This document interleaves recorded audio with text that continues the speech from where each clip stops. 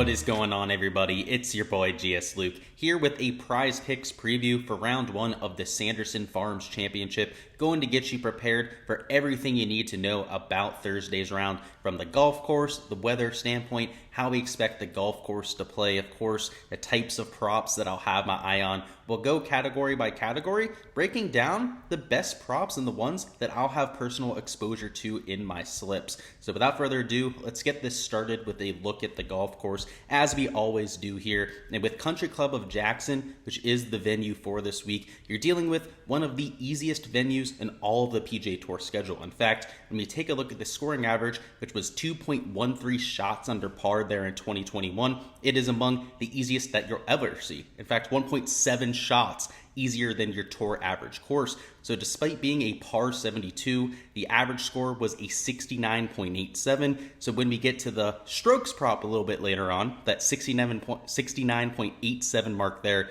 is probably something we want to keep in the back of our memory. Moving on to the driving accuracy metric, the next stat that we have to keep an eye on in terms of prize picks, you're dealing with right around 8.78 fairways hit per round. Now last year, it was a little bit softer than most, so a much higher percentage of fairways were hit compared to most years, but still, 8.78 isn't anything special. You have plenty of courses where you'll hit 9+ fairways, some where you're hitting less than 8, but again, just like the strokes number there, something to keep in mind when we get into the prize picks board. In terms of GIR percentage, it's a 73.4% rate, which equates to 13.2 greens per round. Also something to keep in mind for when we get into the board. Moving over to the weather side of things, we are looking at relatively nasty weather. I mean, I hate to say it, but there are going to be elevated winds to be dealing with here. In the morning, you have 12 miles an hour of sustained winds, which isn't all that nasty, but 26 mile an hour wind gusts there right around 8 to 9 a.m. That is going to be especially nasty. And throughout the entire day, the wind gusts are going to be there in the 16 to 22 mile an hour range, which can be troublesome for these players. And more importantly, the sustained winds pretty much stay stagnant throughout the entire day. So you're not dealing with a huge advantage between the two waves. In fact, any advantage that the morning guys are getting with softer greens might be slightly mitigated by the fact that the guys in the afternoon have slightly less wind to deal with. But in terms of weather, it's not going to drastically change the scoring average. I know it's probably going to play a little bit more difficult than it did in 2021, but I'd expect it to play at least a shot, maybe a shot and a half under par.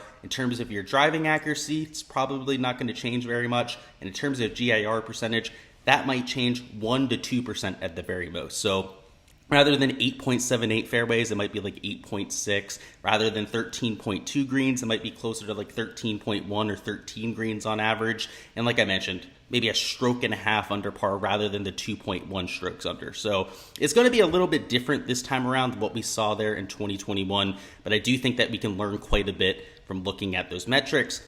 All right, fellas, now that we've seen the golf course, let's go ahead and talk through this prize picks board. The first category we'll touch on is going to be birdies or better, which frankly isn't my favorite on the board, but want to go ahead and give you my commentary nonetheless. Last year, the birdie average fluctuated from round to round between 4.5 birdies, depending on the pin locations and, of course, some of the weather conditions in 2021. So overall, I think it's appropriately priced. The guys at 4.5 are probably right around a 4.5 projection. Even Sam Burns at 5 birdies, that's probably right where I'd put him too. And the guys at the bottom of the board, most of them are pretty appropriate at 4, but a few that I had my eye on would be Sepp Straka and Gary Woodland. Both of them trending in the right direction with their approach play. Also happen to be spike putters that have had some of their best performances in their career on Bermuda. So with the champion Bermuda surfaces that we're on at Country Club of Jackson, the ball striking numbers coming in, both players that I'd consider taking the over on at 4 birdies or better, but at 4.5, even though they're better players, right, like a Sahith Theegala available, Russell Henley, for example, or even a Seamus Power, Keegan Bradley, I just worry about them getting to 5-6 birdies, particularly with some of the wind conditions that we expect. So maybe wait until Friday or Saturday when we get slightly better wind conditions to go out there and try and target some of those elite level players. But some of those guys there at 4 birdies aren't the worst idea either. Moving over to strokes, though. Now, this is where I think there's a ton of players to consider. The average in 2021 was a 69.87, and most of the players on the board here are at a 70, and I know the wind conditions for round one look a little bit more dicey than most years, but you have to consider that all of the players on this board are a lot better than average players. So even with slightly dicey wind conditions, I'd be taking a lot of the unders here. I mean, in fact, Sam Burns at 69.5 makes quite a bit of sense. You can look at Keegan Bradley, Russell Henley, guys like a Sahith Theegala, that's at 70.5, right? If he shoots 2 under par, that's going to be a hit for us, not even a push,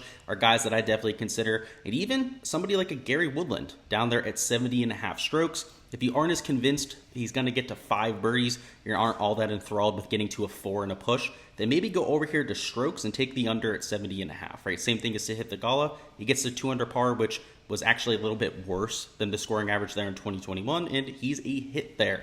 Moving over to birdie or better, it's actually my least favorite prop on the entire board because these are near coin flips.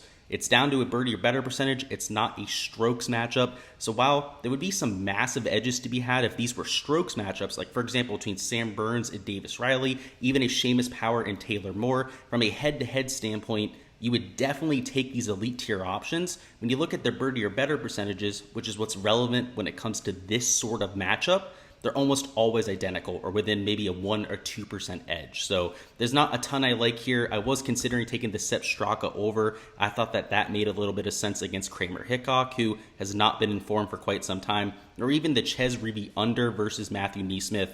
NeSmith just a better player than Ches Reavie. More importantly, though, I wanted to look at greens regulation and fairways. So with greens, you'll remember that the average last year was 13.2 greens, and with slightly more dicey conditions here for Thursday, I'd expect the average to be closer to like 12.9, maybe 13 greens. So a lot of the unders here might make sense. So just to give you an idea, a few that I'd be considering at the top of the board, Emiliano Grillo at 13.5. He has not gained on approach in over 4 starts, so it might be worth a look there. At 13, JT Poston, a little bit inconsistent, might be somebody to target for an under. In terms of an over, right, the one guy at 12.5 greens, Harris English in the morning wave, he's a better than average iron player who isn't in the best form when it comes to his shots gained approach perspective, but he's getting better, right? He's starting to round into the form that we saw there in 2020 and 2021, so don't be surprised if he gets the over there. But in fact, pretty much the rest of the board I'd be considering for unders. But now going to fairways hit, this is where I think it's a gold mine for the overs because the average last year was 8.78 fairways. And if there's one thing that's not that affected by wind, it's fairway percentage, right? Because a lot of times it's all about hitting the low ball. You're a little bit more strategic when you're in the wind. Whereas when you're in a dome-like conditions, you're going to be a little bit more aggressive off the tee. So sometimes the weather conditions, when they're dicey, make players a little bit more conservative off the tee and they hit more fairways. So it's something that I've noticed over the years. Fairway numbers are relatively consistent from round to round. Even if there's a bunch of rain, sometimes that makes players more aggressive off the tee because they aren't getting nearly as much rollout. They feel like they have to hit it further. And a lot of people would think that softer conditions would make it easier to hit fairways because they're not bouncing through the fairway and into the rough, right? So there's always pros and cons to the conditions here. And overall, a lot of overs that I'm considering, right? Sepp Straka, a relatively accurate driver. Even the guys at 7.5, you could argue for the over there, right? There's a whole 1.3 projection difference between their projections and the average last year. And sure, Burns, Theegala, and Woodland are relatively inaccurate off the tee, but that's in general, right? You're talking about the average at a weak field event last year was 8.8 fairways. They can definitely get that done. A few other guys, Bradley at 8 makes a lot of sense. Power at 8 makes sense. Even 8.5 for somebody like a Russell Henley, somebody that I'd definitely be taking the over on. But that is all I've got for this preview. Again, if you're looking for all of the props, I'm taking a full write-up, all of the reasoning and projections behind who I'm taking there. Make sure to check out my Patreon page. There will be a link in the description of this video. It's $10 a month to join for golf. I also offer plenty of football content for $10. There's a combo tier for $16, so if you're looking for all of those prize picks props, they are on there. And also, all of my DFS projections, right? So I do DFS projections for football and for golf. All of that is included with the subscription. So if you're looking for everything I have to offer, that's where you can go ahead and check it out. And before you hop on out of here, guys, go ahead, smash that like button, right? Go ahead, show some love here on the channel. I'm trying to do these previews as much as humanly possible. And also, go ahead and comment down below what your favorite prop on the board is. Whether it's a birdie or better prop, a strokes prop, whatever the prop that you have the most exposure to is going to be, go ahead and let me know that down in the comments. But best of luck with all of your slips, any outright bets, any DFS lineups if you're deciding to enter them for this event, and let's get this cash.